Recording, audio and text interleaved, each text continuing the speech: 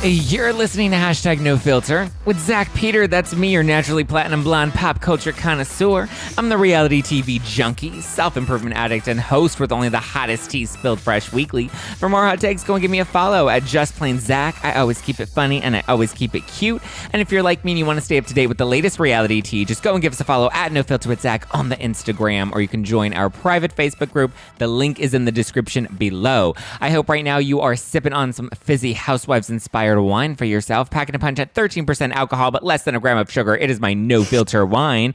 You can get it at nofilterwine.com. Today I have out Cut Down My Drinking or What? I also just wanted to say, head over to nofilterwine.com to grab that. But I also just wanted to say thank you guys so much. Adam and I just wrapped our Spilling Tea live tour, which was so much fun. And this Wednesday, I'm going to do a whole spilling the tea on the Spilling Tea live tour episode of the podcast, where I'll get into the good, the bad, the ugly, and the great from the tour. So stay tuned for that this Wednesday, and we have a lot more great guests. The Margaret Josephs interview is going to air soon. The Emily D. Baker interview is going to air soon. The Molly and Cynthia interview will air soon. We just released the Tom Sandoval and Tom Schwartz and the Sheena and Brock interviews, so stay tuned because there will be more that will come. I love you, and I'm so grateful for all the love that you've shown Adam and I on this tour. There's a lot more to come, so stay tuned. Wink, wink. Okay, today's guest, I gave some really hot takes to on her podcast, Hot Off the Mess. You may know her, though, as the Bravo historian. Please welcome Samantha Bush. Hi, how are you? I'm good. How are you, love? I'm good. I mean, I was not prepared for the hot takes that were about to be thrown my way. I was stunned, aghast. So you guys will have to go and listen to Hot Off the Mess with Sam to actually listen to all of those hot takes, or to listen to our deeper thoughts. But like, one of them was like, we need to bring back Kelly Dodd on OC. Housewives is over in 3 years. Yeah. My head was spinning. You were saying it and I was like processing, and I was like, what is he saying? Like, is he saying this right now? When you said Kelly Dodd, I was not ready. You don't think I was expecting like an Alexis or a Vicky or anyone else, Kelly. You need a lightning rod to shake things up. Like, OC is on a slow dying burn. And I think Tamara can help revive it. But I also think at this point we need more than just Tamara to help revive it. And like, just think about like Kelly and Noella, and then Kelly and Heather Dubrow. Like, Kelly and Heather have such a tumultuous relationship. Exactly. And that now with Noella in the mix, like, I want to know, would they be allies? Would they really hate each other? Like, I think we would hate watch OC so hard if that happened. You make really valid points. I hear you and I'm listening. I need to take some time to process. Understood. Just because of my own personal feelings. Yes. Yeah. I like to separate personal feelings from business. From business. Yeah. So for me, I can just be like, yes, throw her back in the mix and light it up. Kelly's the one housewife, and I say this on my podcast all the time. Like, I don't hate a single housewife.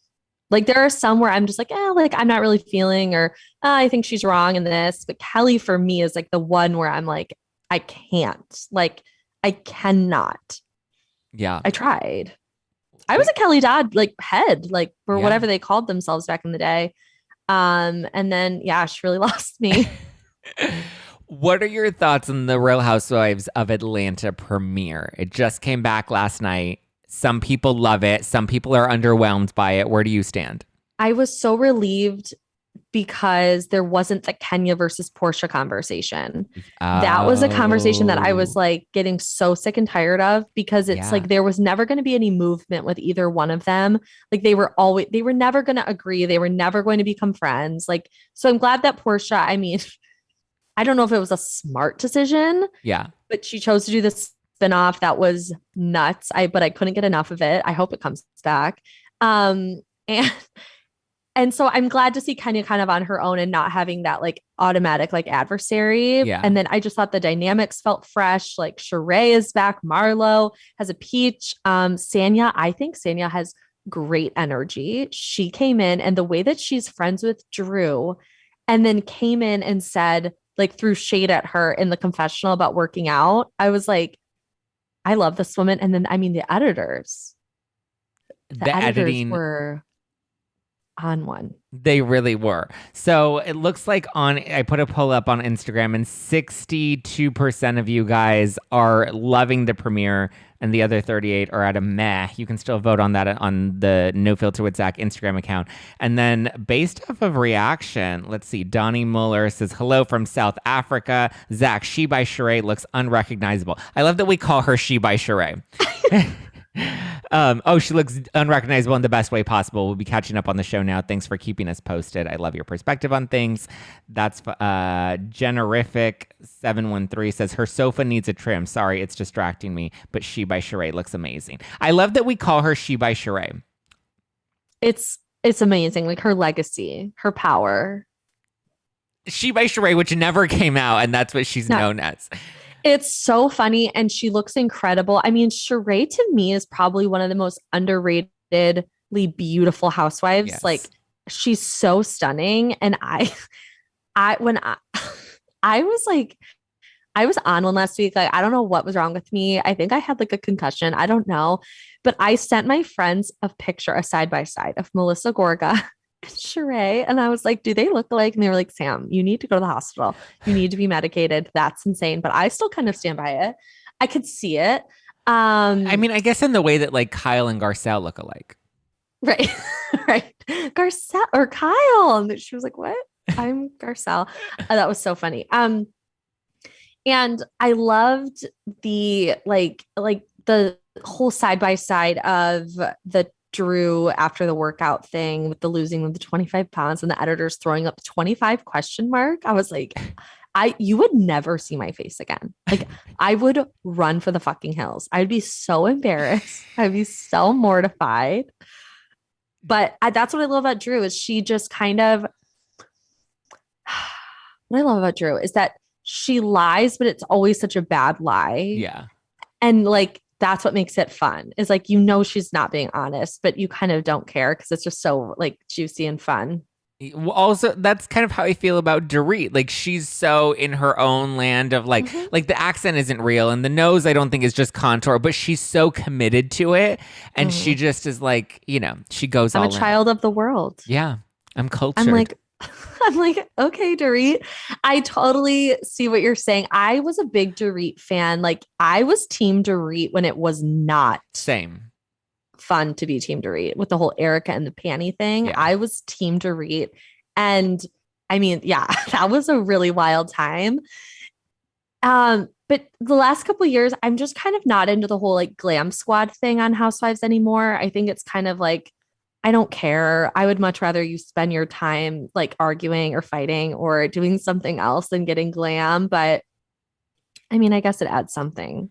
Did you miss Portia and Cynthia in the premiere? No.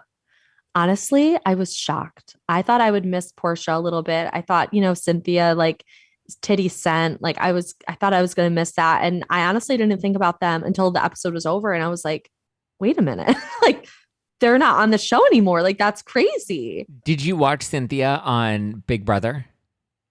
I'm not a Big Brother girl, but I saw clips on Twitter. Yeah,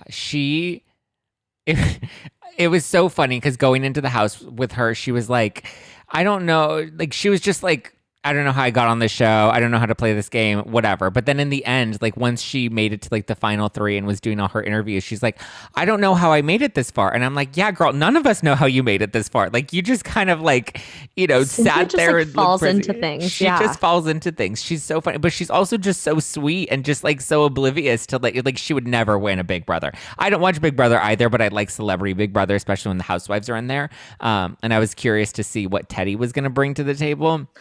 Teddy lasted a day. And literally one day. But that was literally her fault because she like went too hard so early on. And it's like, you don't go in strong. You go in weak so that you last and you aren't a target. Cynthia. Yeah. And Cynthia made it all the way to the end. I ran into Cynthia on the street once. I was in New York and I was with my friend and she was like, oh my God, turn around. Cynthia's right behind you.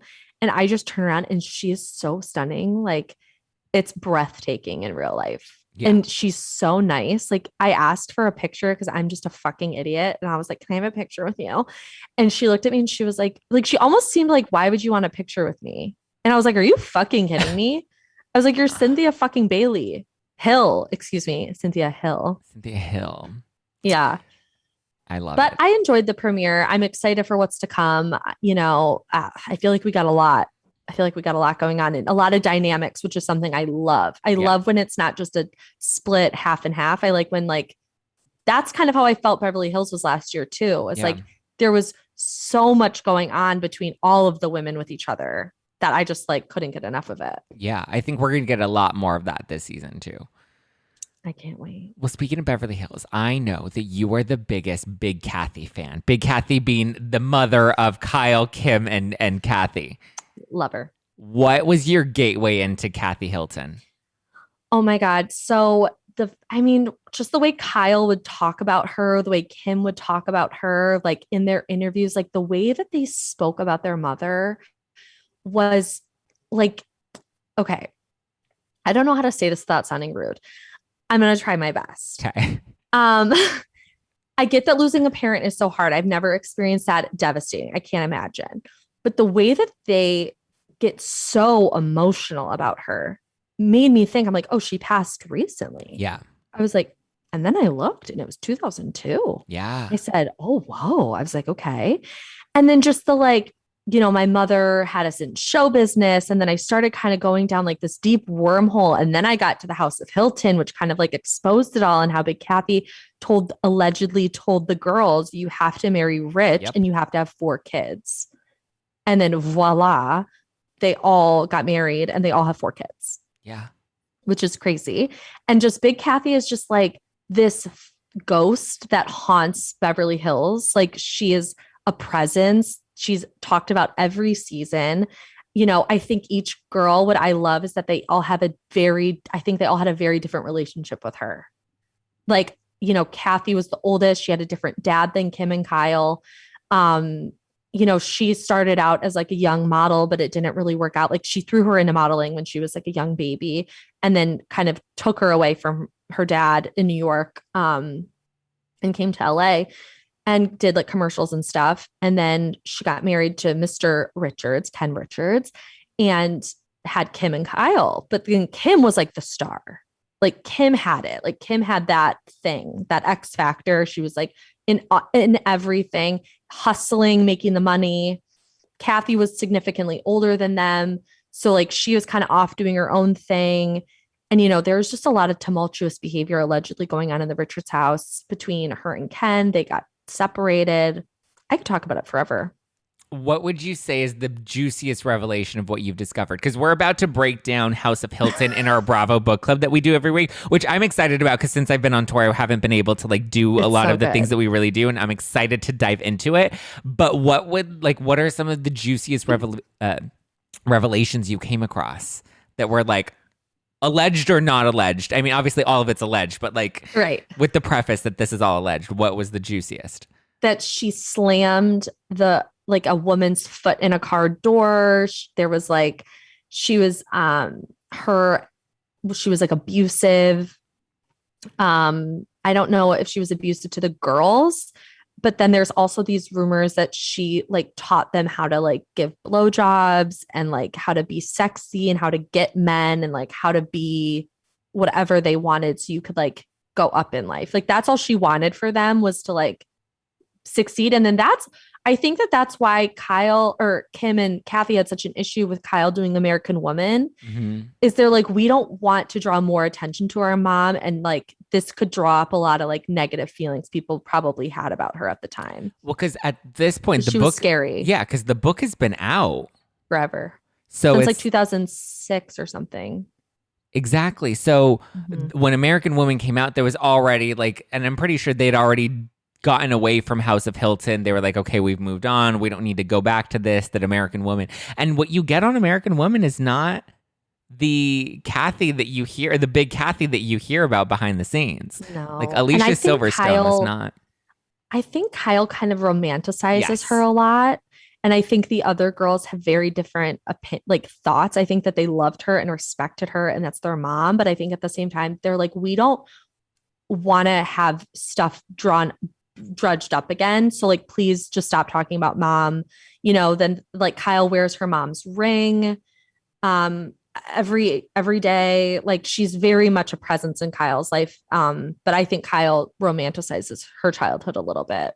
For sure. And I think it's out of like this. I think Kyle's relationship with Big Kathy was you're right, does romanticize it, but it comes from a place of like wanting that codependent place of wanting that validation from her mother that I don't think she ever really received.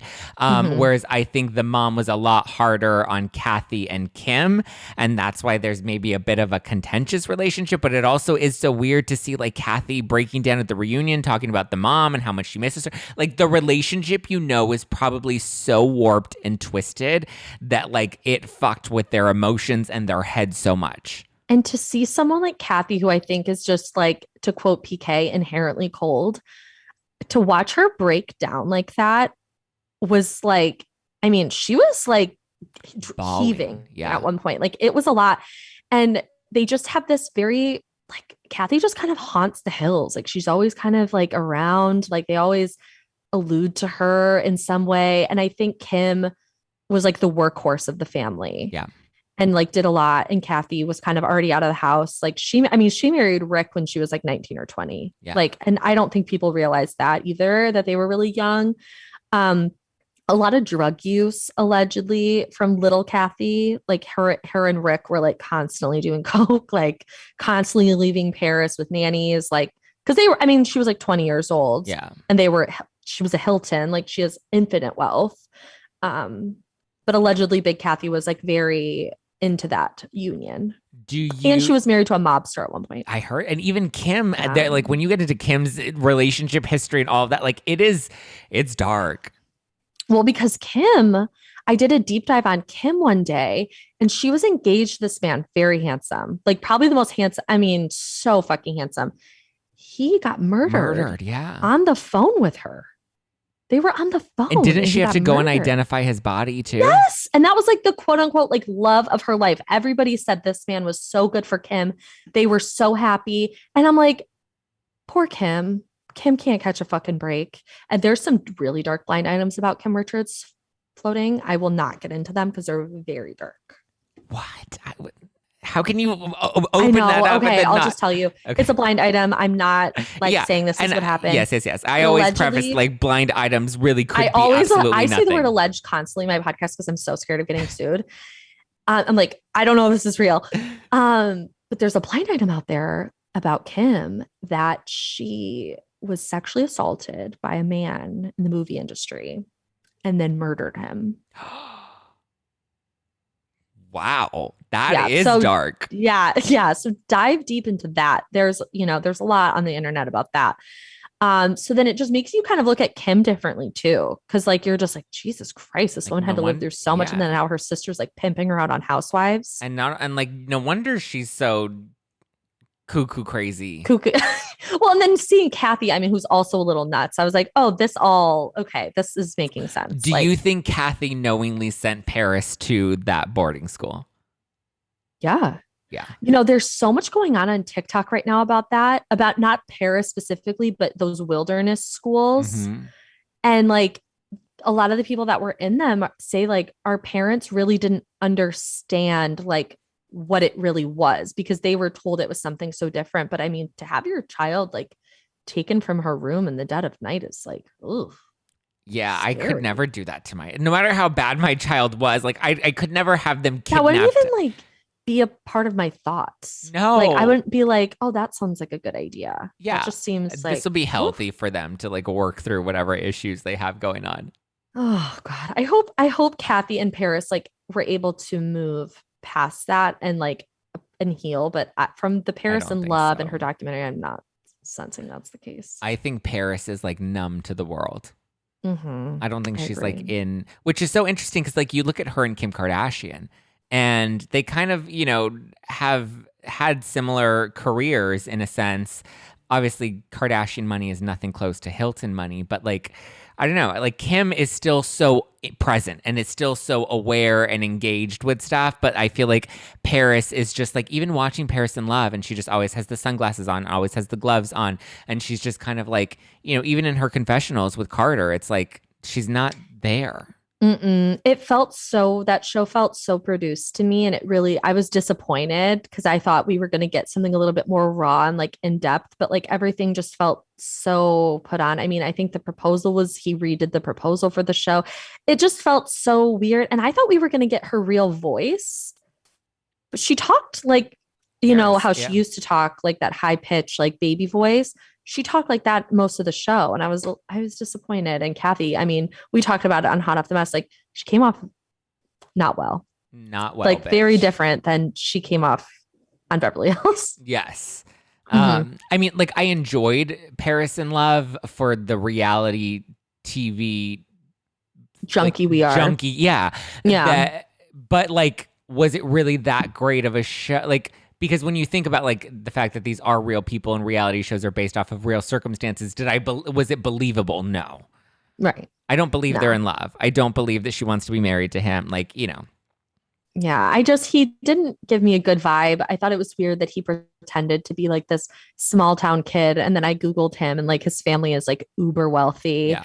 And I'm just like, no, shut up. Yeah. Shut up. No. What do you think about Ashley Darby's separation from Michael? I'm obsessed with it. With I'm him? Obsessed. With Michael? No, oh my God, ew. So gross. Gollum. Yes. I'm obsessed with Ashley Darby like playing the long game because it's obvious that she was. Like she said in confessionals, like she let it slip a couple times, like about the payout that she'll get. Yeah. And even Robin had mentioned at a reunion, like, well, I mean, if you have a second baby, like you'll get more. Yeah. She kind of talked about that a little bit. So there's been like these little tiny breadcrumbs of like Ashley's evil plan, and I'm loving it because this man ran her ragged. Every season, it was like embarrassing her. It was like, awful. And excuse me, my voice cracked. I was like, are you getting emotional about their separation? So emotional. And I'm just like ready for her to be single. I'm ready. And she's doing it while they're filming. And I'm like, oh, she's a fucking professional. She really committed. Like, just think about that. Like, you stay with this monster of a man who's cheating on you and on Grindr and like, just making your life a living hell. And you just have to eye on the prize. Stay focused and be like. Sheila looked at her and like grabbed her by the neck and was like, you're going to fucking do this. Yeah. She was just on Fox 5 DC and she was saying that she's still living with Michael. They're still under the same roof. The kids are, I guess they don't know any different because they're so young, but they're also like mom and dad are still at home. So to them, nothing is out of the ordinary. But she claims that their breakup is for reasons that we don't think it is. Like, I think she's thinking... I think she thinks that the narrative is that he cheated on her and that's probably why she's leaving him. But I think we're a lot savvier in the sense of like, we don't believe that he cheated on you and that's why you're leaving him. We believe that you really did play the long game and we're waiting for the day that you could actually file for separation and could have this whole, situation work out in your favor. And while she's filming, like God bless her. And she waited until production started because production was dead for the reunion was in August. I know. So they waited forever. Several months. And she was like, when do I get to drop this? When do I get to file? When do I get to file? I'm just obsessed with it. And like Ashley is the bone collector. She's just this little shitster and I can't get enough of her. And I'm just excited to watch this play out because it's going to be good. What are your thoughts on the Real Housewives of New Jersey rumors that have been circulating online? Now, for me, I fucking hate blind items. I fucking hate Demois. Like, to me, all of that shit is just always like rumors and speculation and hearsay. But there does seem to be like, I actually could see this theory coming to light. And that's about the casting for next season. And there are rumors that Jackie has been demoted. Tracy is not returning and that I actually liked Tracy and I wouldn't mind. I liked her too, but like she was like not even. Yeah. And then did you notice they didn't even feature her in the reunion trailer? Oh, I noticed. I thought she was going to get like maybe a Danielle Staub type of chair on the end, but she didn't even get that. I was like, okay. They like just did not acknowledge her at all. And I didn't think she was that bad. Her outfit was terrible at the reunion though. Truly awful. And they're saying that Jennifer's friend, Teresa's friend, and Margaret's friends are all being interviewed and potentially could be a new housewife. They're predicting that I think Teresa's friend might have the strongest chance of actually coming on the show. Thoughts? I'm ready for there to be more women in the mix. I think the cast is great the way it is. Like, I really, really think this is a solid cast, but I need more like people involved. Like, I miss like the old part of New Jersey where there was like a hairdresser involved, or like the what was her name? Penny and her scary husband, like who looked like they were from like the mob. Yes. I miss like that because I think that's something we need. Like, these are not the only 6 women in New Jersey. Like, I want more friends. I want the world to get a little bit bigger. So if that means involving these friends and testing them out, that's amazing. But then with the whole Jackie demotion, I'm just disappointed in that because I think so many people really related to her story. She was like I know Jules was the first housewife to come out and say she had an eating disorder, but Jackie's was like the first one that we got to really like follow and get in deep with. And to demote her, I was like, that's kind of a bummer because I felt like people really were starting to like get her and understand. Absolutely. And I think I related and respected a lot of her. I think Crystal's also talked about having an eating disorder as well. Oh, yes. Yes. Sorry. Crystal. I've openly talked about I had a really bad struggle with like bulimia and a bit of anorexia in college. And so for me, seeing that on camera, I was able to relate to a lot. And even like the little things that I think most people would not be able to relate to, like just seeing Jackie in her first therapy meeting, just being like, was trying to get in the last of cutting my calories because I know I'm good. Like everything's going to change now that I'm here and I'm committed to it. And my biggest fear is getting better because I'm losing the identity of who I thought that I was or what I thought my life. I was so in control of my life and I'm relinquishing that control. My whole life is about to change by coming here. And so there are so many of those moments that I was able to identify with and recognize even just in the seasons prior where she would kind of lightly touch on it. And I loved that. But as I think we discussed on your show, I think her storyline, I think, has kind of run its course. We've gotten into her marriage. We've gotten into her family background. We've gotten into the eating disorder piece of it that I think she gave us 3 solid, strong seasons that were great. And now I think she can float into a more supportive role because I think the women that we have on the show right now, stellar cast. They all come, they all show up, and they all know how to bring it. But you're right in the sense that we need more dynamics and we need more people that can help move these women in the directions that we need them to be in to have a great show. Yeah. I mean, what I loved about Jackie's story is not only like her vulnerability, but I think she really showed people how complex eating disorders are. Like, they're not just like, I'm just not eating or I'm just throwing up. It's like, as someone who has struggled with that as well, and who's like navigating my own like disordered eating journey currently, I just really was like, when she talked to Evan and Evan was like, you don't think like we notice? Yeah. Like we can't go on vacation for more than 4 days. Like we have to call ahead at restaurants, like that stuff. Oh, it just like broke my heart. But I think you're right. We kind of did what we could do with Jackie. And I think keeping her around would be smart. Yeah. And I think in comparing like her opening up about it to Jules or to Crystal, I don't think we've really pulled the curtain back as much as we have with Jackie, because Jules, we had her and it was kind of like, but you could tell that there was still a lot of issues that hadn't been fully worked out through. And like, here's the thing, anybody that struggled with an eating disorder, like it doesn't end, it's very ends. Different than an addiction or a substance abuse problem, because you cannot go into a bar for the rest of your life. You can abstain from alcohol, you can abstain from drugs, you can go to rehab, but when it comes to your body and food, those are things you just can never run away from. You have to wake up and face it every day. And it's something you think about constantly. And it like when I was really, really bad, like I would have to tell myself like, okay, now is an appropriate time to eat. You haven't eaten in an X amount of time. And I just remember I used to cry because I was like, I just want to be normal. Like I would look at everybody else and I was like, oh, they just like eat when they're hungry, or like they just like eat whenever. And I was like, what the fuck is that like? And now I still have to kind of check in with myself occasionally. But so I applaud anybody that goes on reality television and shares their story. Honestly, that's why I love Real Housewives and I don't hate any of them, because like they are doing something I could literally never do. Like they are opening themselves up. They're living their life out loud. Like even the ones I don't like. No, it's true. Reality TV is not easy, and it's not easy to like be open and vulnerable and put your life out there, knowing that you don't have control about how it gets edited, and you don't have control over how people receive it. You know, right? Because that would drive me crazy. Think about it. Two people watch the same scene in Real Housewives and have a very different perception of what the scene was. You know, I mean, look at New Jersey. That's the whole whole season. Like exactly.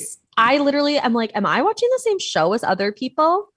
Because sometimes I'm like, I saw that completely different. Yeah. It's crazy.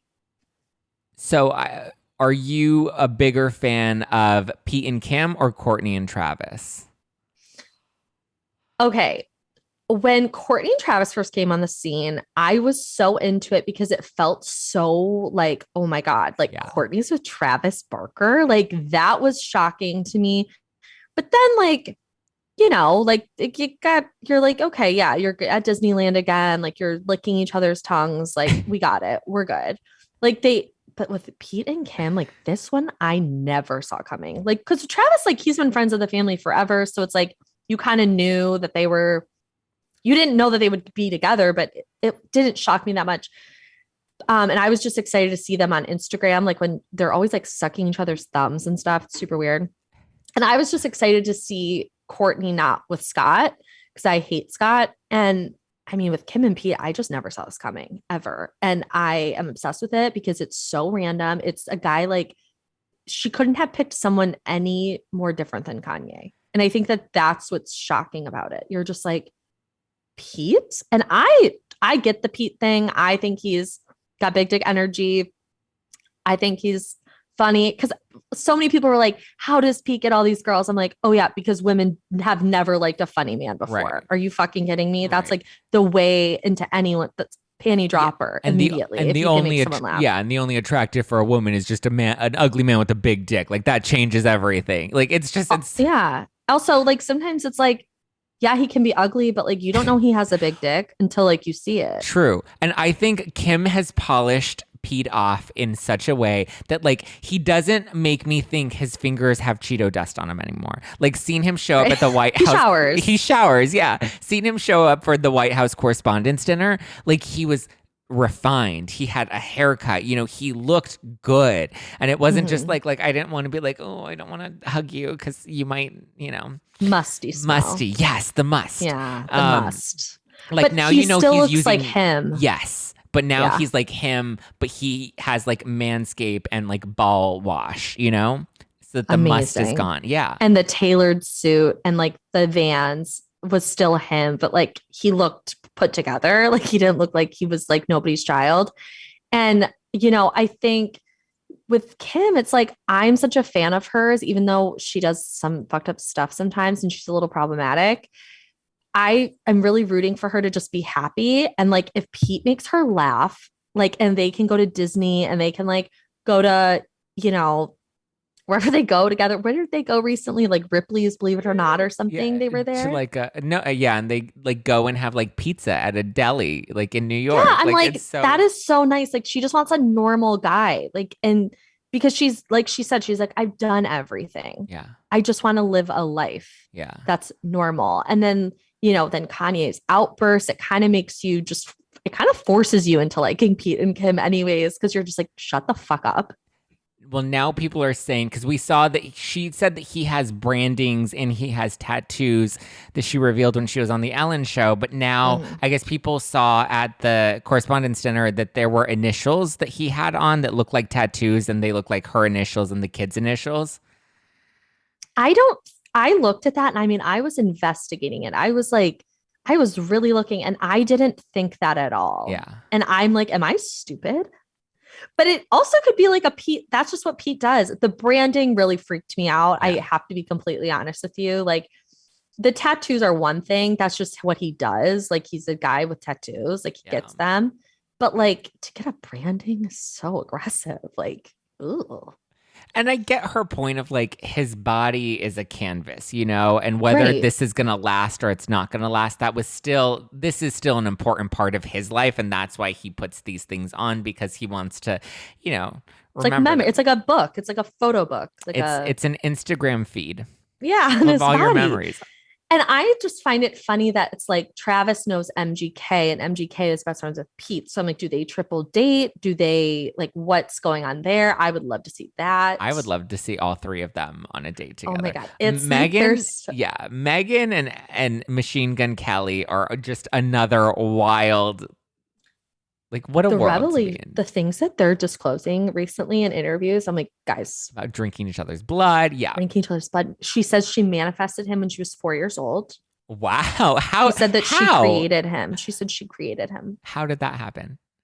I don't know. She said she's 4 years older than him and she feels that she created him. I was like, okay. I mean, listen, I believe in the power of manifestation. And 100%. This morning, I found a list that I wrote back in 2020 of like the person that I was looking to attract and manifest. Yeah. And I went over it this morning and it was just, there was a lot of personal inventory that I took in with that. So I'm fully invested in the power of manifestation. And I think it always 100%. Comes to light for sure.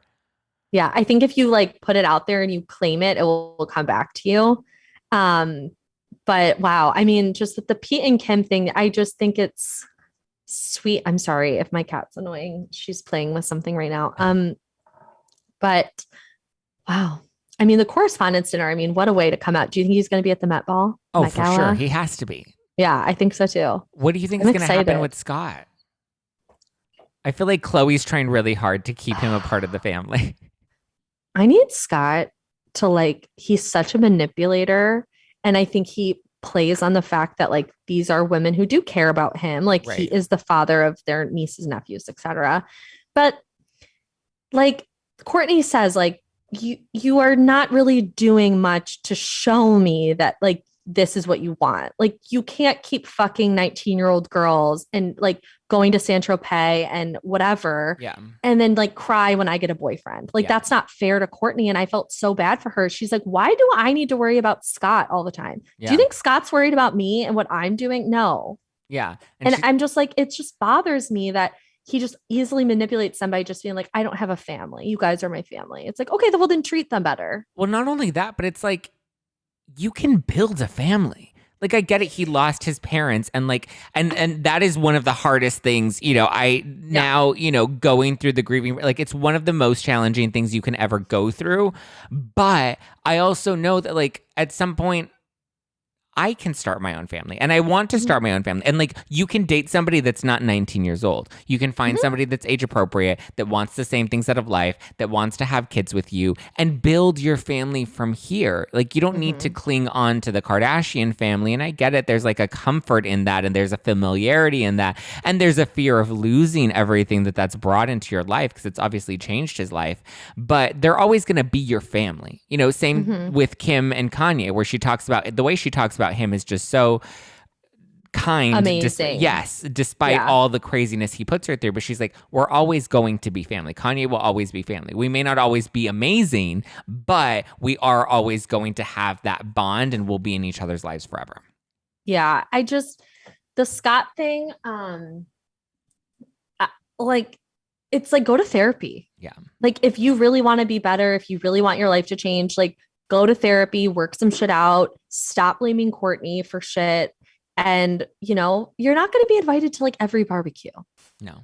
Like Travis is now involved. Like Courtney chose Travis. And I feel bad that like Scott, because in the preview for next week, because I'm obsessed with the new show on Hulu, you know, he's like, you know, the kids weren't even there. It's like, why do you have to like put a negative spin on all of this? Like, can't you just like let Courtney be happy? Because Courtney's been through a fucking enough. I'm sorry. Like that woman has put up with so much shit from him and she was so numb and like, she never really wanted to be with anybody ever. No. She was like, I'm fine. And then she met Travis and now they're all over each other all the time. Maybe a little too much, if we're being honest. Yeah. And I think eventually it'll sizzle. It'll fizzle out and they'll find a balance. But like right now it's so hyper intense. And when I hear Travis's voice, it shocks me every time. It's like the first time I ever heard David Beckham's voice, I was like, oh, that does not fit the person I thought I was going to get. Right. He talks so soft. Yeah.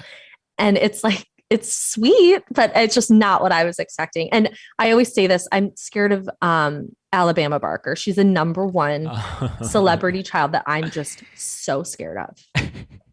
I'm just like, she's capable of anything. Like she just is so, when I found out she was like 15, I was like, what? What did you think of Kanye getting the sex tape back for Kim?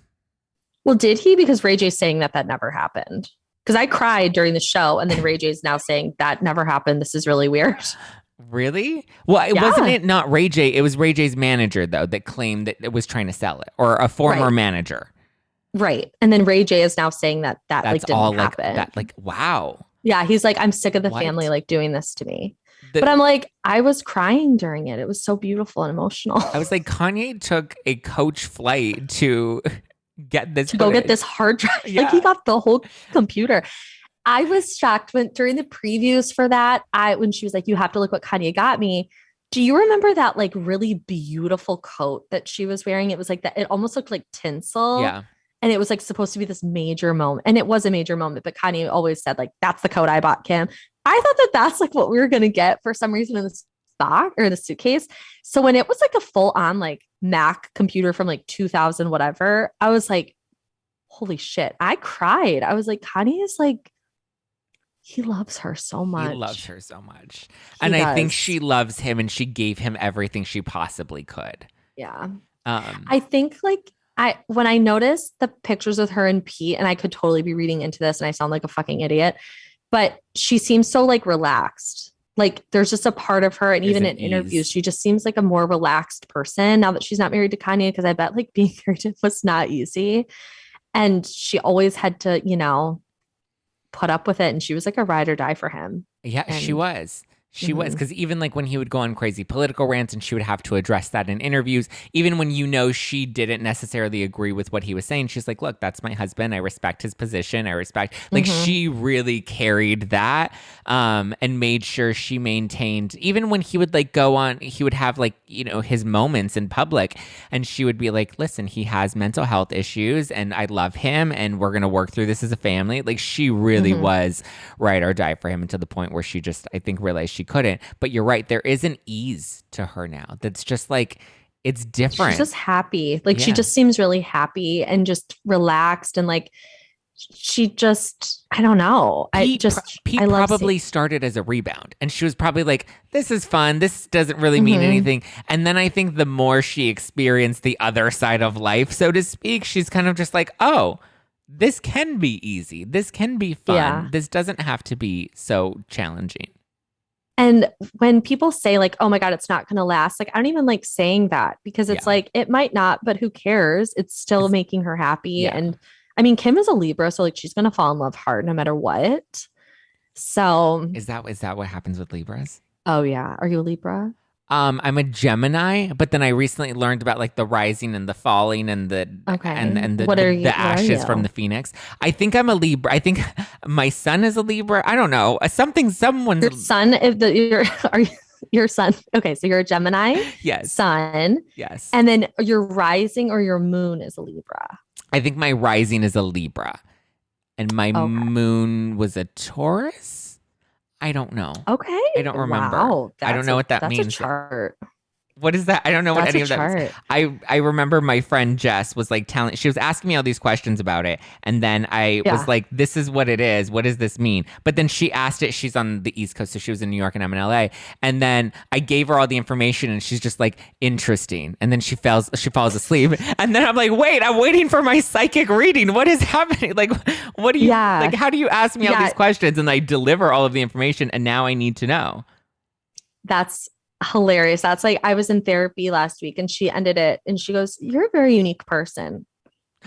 I said, oh, in a good way. Like, what is that? Yeah, I was like, it's not exactly what I want to hear, but thanks. Like, don't know what that means. No, you have no water in like your main three. So, okay. So I'm a Gemini and my rising is a Libra and my moon is a Taurus. Okay. I don't know what that means though. Wow. But apparently it sounds a lot of revelations happening. I'm like, I want to like look into that, because that just sounds like a really interesting chart. Because I do think it's interesting that you don't have any like water sign there, which is usually like a more like emotional, like sensitive side. Are you sensitive? No. Yeah, I didn't think so. No, I have so many Pisces and like water signs around me, you, or that attract themselves. They keep finding their ways to me, and I'm just like, I can't put up with any of that. I know. That's hilarious. What are you?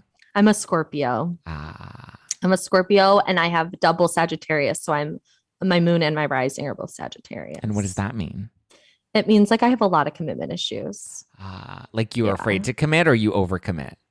I'm afraid. Like it just like it's what I want, but then I'm like, no, I can't, because I have to have like my freedom. Sagittarius are very about like their freedom and like not being held down and all of that.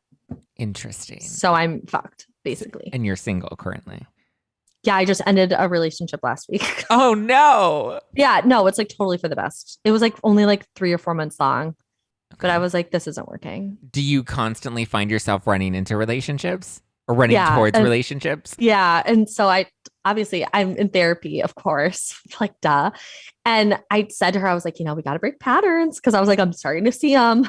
She was like, all right. I had the biggest revelation last night where oh my God. I've never been in a relationship, okay? And I was very certain that like I don't think relationships are just ever going to be for me, and I would like totally have kids on my own and like live that life, right?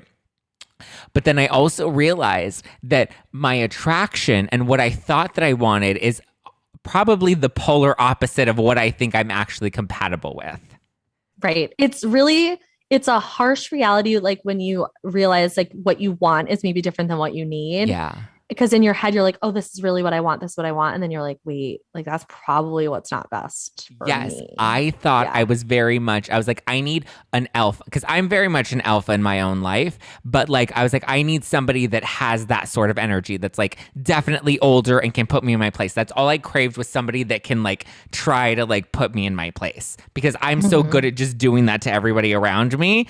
And then I realized, oh, maybe that's why this never works out, is because I don't need somebody that's more like me. I need somebody that's the opposite of me, that can take me out of my rigid reality. Or who just like kind of lets you just have your moment. Like if you're going to freak out, just be like, okay. And then you're going to calm down, and then they'll probably talk to you about it.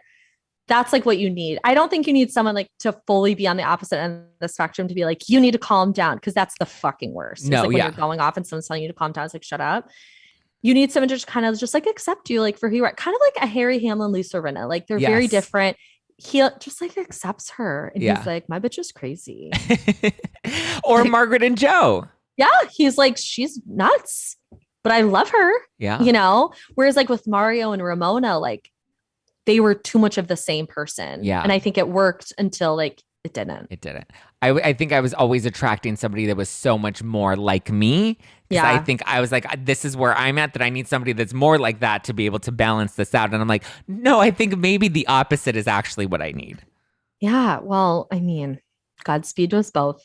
Yes. Listen, I have the manifestation list. It's hard out there for a pimp, but I think we're alive and thriving. We're trying. So you do have your Instagram account, which is Bravo Historian, which is incredible. What was your gateway to Bravo? I know you asked me on your podcast, and I gave you like the most rambly, longest answer ever. But what was your gateway into Bravo, and how did you end up running this account and podcast? So I have actually like a little bit of a similar story to you, where I was like but it wasn't Us Weekly, it was People. I was obsessed with reading People magazine. Like as soon as I could learn how to read, I would go to my aunt's house every single week, and she was a subscriber, and she would give me them. And I was like fully front to back. Like I would read them all the way through. And I just was so obsessed. And then I became obsessed with reality television. Like I watched every show. I watched Girls Next Door, the Denise Richards show that she had at one point. Like I graduated from like Disney to reality television. Like there was no in between. Same. I was like, I was never a Nickelodeon girly, none of that. I was like, oh, we're diving in. And I was always just obsessed with like celebrity culture. Like I would always watch Oprah at 4 p.m. every single day after school. I was obsessed with Regis and Kelly. Regis is like an icon to me. Rest in peace. And then I just fell into not Housewives, but I fell into Bravo a little bit because it was like Tabitha Salon takeover, flipping out the real toxic vibes. I was like, oh my God, this nuts. And then I fell into Housewives, and it was season 1 of Atlanta that got me. I was obsessed with it. It was the reunion, and I was like, what is this? Like, who is this woman with the wig, with the yellow satin blouse, with the vest? Nene had leggings on. You know, it was like, don't close your legs to married men. I was just like amazed. And then I just became addicted after that. So for you, it was Atlanta. For me, it was Jersey. Mm-hmm. It wasn't Orange County because at that time, Orange County was very much like Tammy Knickerbocker type of thing. And that wasn't for me. So I was an Atlanta girl. Those aren't the fun stories that like when people are like, oh, I've watched since season 1 of OC. And I'm like, oh, ew. Like, why? I know. I rewatched it. I did. I had a chat with Joe like a couple months ago for the dip. And I was like rewatching season 1 and I was like, this is so weird.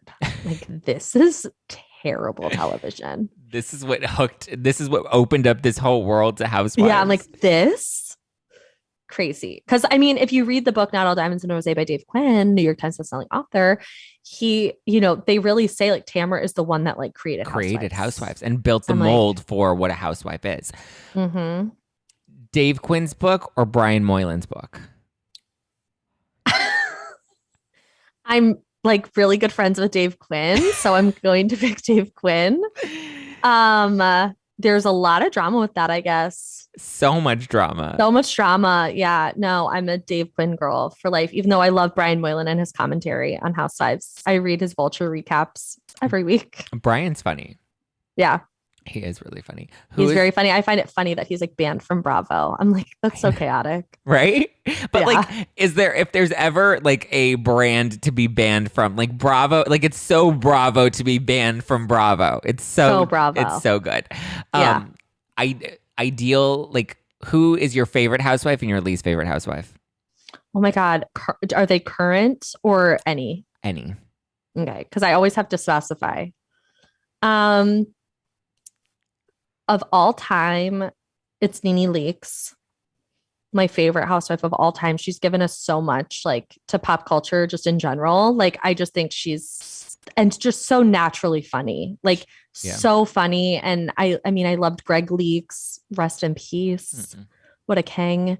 And then I'm like a big Dorinda girl, and I'm a big Luann girl. Really? I'm obsessed with them. Wow, that is a hot take. I know. I think Luann has just like one of the most fascinating story arches of all time. Like the way that like she started out as a countess, got it. Like it's just so nuts to me that I think she's just iconic. Fair. But my least favorite housewife of all time, I mean, Kelly Dodd, but that's like too boring of an answer, I feel like. So my least favorite housewife, it's so hard because I don't really hate any of them. I guess Alexis Bellino. I really didn't like her. Or Lydia, the little fairy girl. Yeah. Fair. I don't like them. Fair. Yeah. So your Instagram is Bravo Historian. Your podcast is Hot Off the Mess. Yeah. Which I was just on. When does that episode air, by the way? Tomorrow, Tuesday. Oh, Tuesday. Okay. So this airs today. So then tomorrow, guys, go and listen to Hot Off the Mess with Samantha Bush because it was a really fun episode that we taped. So you're going to want to go. I love to pick your brain because you've got like so many takes, so many thoughts. See, I think, not to toot my own horn, but I think I'm one of the few people in this world that's just really unafraid to say whatever it is that like whatever hot take that I have, even though knowing they're the hottest takes and I'm probably going to get. It's no filter. It's no filter. That's the brand. Listen, bring back Kelly Dodd, guys. I'm pretty sure the YouTube comments are like blowing up right now. Or Twitter is going to drag me, but we'll see. I mean, it's fair though, because I'm in a conspiracy theory to take down Teresa Giudice with Margaret, and we're just a bunch of bloggers banding together to burn the witch at the stake.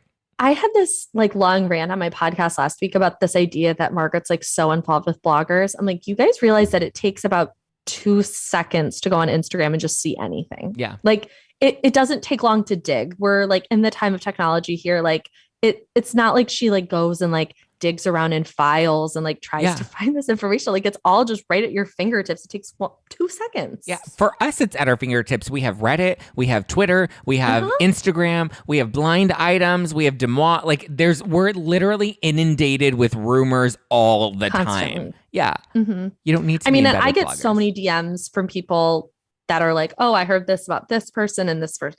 I'm like, that probably happens to Margaret. Like it happens to everybody. Yeah. It doesn't mean you're like in with blockers. It just means like you're on Instagram. Exactly. Yeah. All right, Sam, pimp yourself out. What do you want to, do you have a wine line? Do you have a wine line you would like to share? I definitely don't have a wine line. You guys can follow me at Bravo Historian on Instagram and at Take Asia Left on Twitter. And if you aren't sick of my voice, please go check out Hot Up the Mess wherever you listen to podcasts. There you go. Go support her, guys. We support other women. We like to support other podcasters. So go and subscribe. Leave her a good 5-star review. Leave me a good 5-star review if you're listening to this on Apple Podcasts. If you're watching this on YouTube, be sure to hit that subscribe button, hit that like button, and hit that bell notification button. That way, every time the tea is hot, it's spilled fresh in your notifications. You can follow me at Just Plain Zack for all of my personal shenanigans. Or if you want to keep up with all the latest reality tea, follow us at No Filter with Zack on the Instagram. That's a lot to break down, but if you haven't done so yet, go and order my fizzy Housewives-inspired wine at nofilterwine.com. We have a fizzy rosé and a fizzy white, 13% alcohol by volume, but less than a gram of sugar. You're going to want to go and stock up for this weekend. Get ready. Like I said, this Wednesday, I'm doing a whole tea on the Spilling the Tea tour that'll be dropping. So get ready for that because there's a lot to spill. All right, guys, love you, mean it. Talk to you, I guess, Wednesday. Bye. Amazing.